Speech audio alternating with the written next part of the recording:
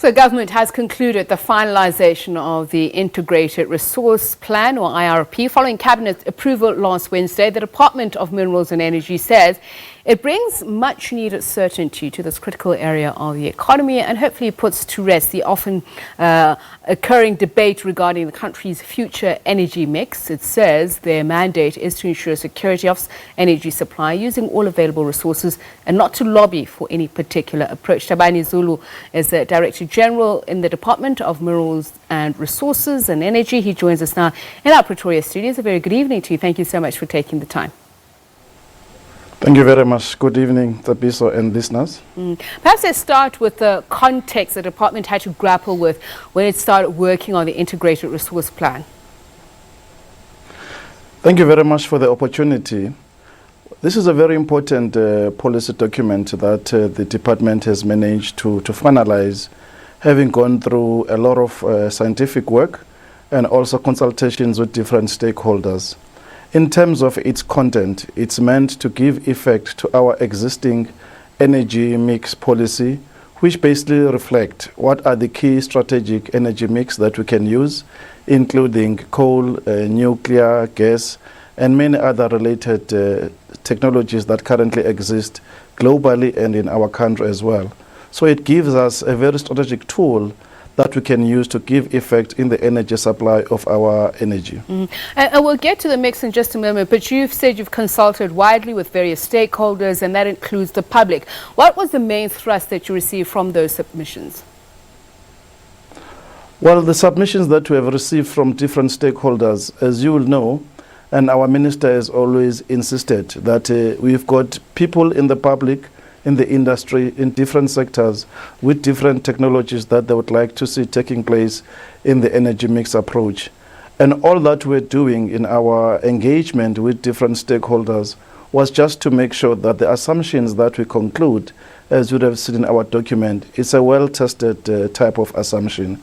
And if it's tested, we won't be found wanting. So we're very much comfortable that the engagements that we have had with the industry, with the public and different organizations that have shown interest, including business, has given us a very clear marching order of what we can do in the sector. Can you be a little bit more expansive of our engagement? Can you be a little bit more expansive about that? Because your objective was that you wanted a plan that was extensive enough to meet industrial, commercial and household needs. So what are they proffering as various avenues for you to consider?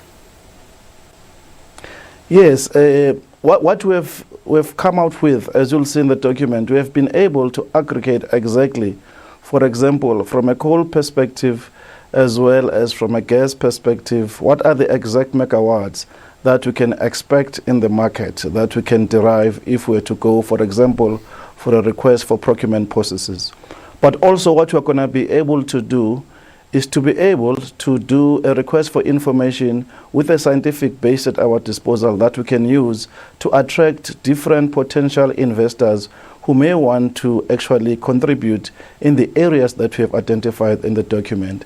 So that on its own provide us with a much more strategic needed approach that we can use as we go around, as we go in the world, attracting different potential investors who are more than willing, by the way, to make a meaningful contribution in this space and in some extent to also contribute meaningfully and financially to make sure that we achieve our desired objective moving forward. But what are the and that will also bring certainty.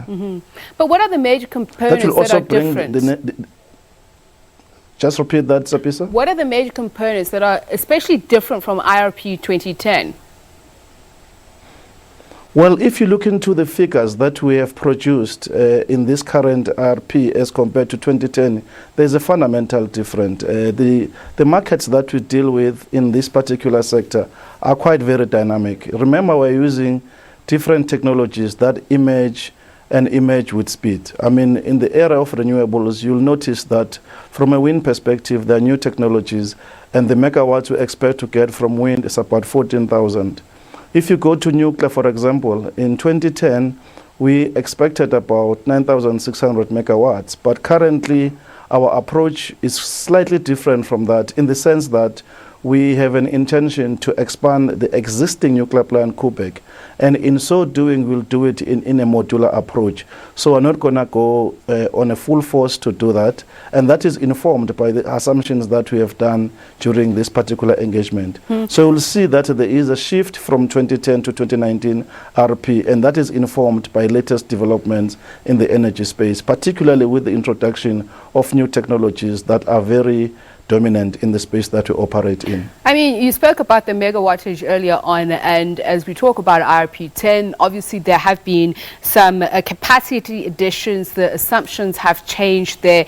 And I want to look at IRP 10. There was a total of 18,000 megawatts of new generation capacity that was committed to. What are the major changes there? And just in terms of the overall objective, there was a need and want to ensure that the plan is developed towards affordable electricity, reduce greenhouse gas emissions, and that has not been realized. Why is that? As indicated earlier on, that some of the assumptions that we have made in the IRP 2010 have since shifted. However, some of the things that we have been doing, particularly to reduce emissions, you will remember that in the renewable space, we have been able to introduce a renewables approach for the first time in our country. And you'll remember that we had bid windows 1 up to 5. And that on its own has contributed to reduce some of our emissions commitment that we have in the country. Of course, that has not gone without challenges. At times, the speed has always been the issue, and at times, certainty in our plan has always been an issue. Part of the fundamental objective of doing this particular exercise was to make sure that we create certainty, particularly because some of these technologies are of global nature. So those companies and who are very much interested to actually contribute in our space, they needed some certainty. So to some extent, we have contributed in reducing those emissions. We have created a conducive environment for renewables to take its shape. As we speak, there are quite a number of new construction sites that are happening with renewables, and that will further contribute towards the reduction of emissions. So we pride ourselves for that achievement. We could have achieved more if we were quite quicker in dealing with this particular plan, but of course we are very positive that with this plan now we'll move with speed and continue to reduce our emissions and comply as a signatory to the international community. So, Mr. Zulu, I understand you could have achieved more, but for instance, if we look at technology advancements and the associated declines in cost, that should surely make it possible for end users to generate their own electricity. Very few people can agree that we're on that path to that being a reality.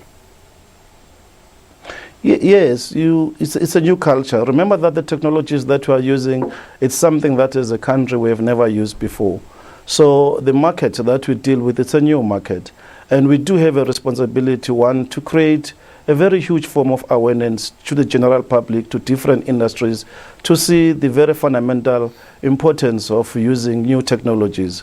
But also to make sure that those technologies are tried and tested in terms of reliability and in terms of efficiency. And this is our job as government, to create a very policy certain insofar as the technologies that are being used. But over and above that, if you want to make sure that the cost implications of these technologies is sustained, is to make sure that you widen the market as big as possible, and you also increase a new culture of how to use different technologies to realize positive cost implications in the sector. And that's what we're going to be doing moving forward. And there are some there's a positive change. I mean, the usage of gas, for example, is slowly increasing, but in the breadth of that, we also want to make sure that there's reliability, but also cost implications is sustained for our consumers to be able to use those alternatives. I'd imagine that would also mean a reality check for government as well. If we're talking about non-performing units, for instance, and especially due to technical challenges, there must be a revision of the plant decommissioning schedule. Has that been done? Yes, in some areas decommissioning has happened. We are pretty much aware of that. And as part of this plan is also developed within the context of certain decommissioning that needs to happen in various plants because of their age. So part of the exercise that we're doing is to look into those decommissioning processes and how much of that energy supply will be lost, and how much of it will have to be replaced, and which tangible, reliable, efficient technologies will have to be used in replacing those. So it's quite a very dynamic process that needs a very close monitoring by government, which is what we are doing with this plan. So it's a very holistic plan, and it has taken cognizance of all those decommissioning processes that ESCOM and Energy Department are going to be working on moving forward with this plan. All right, thank you very much for your time. Thabane Zulu is the Director General of the Department of Minerals, Resources and Energy.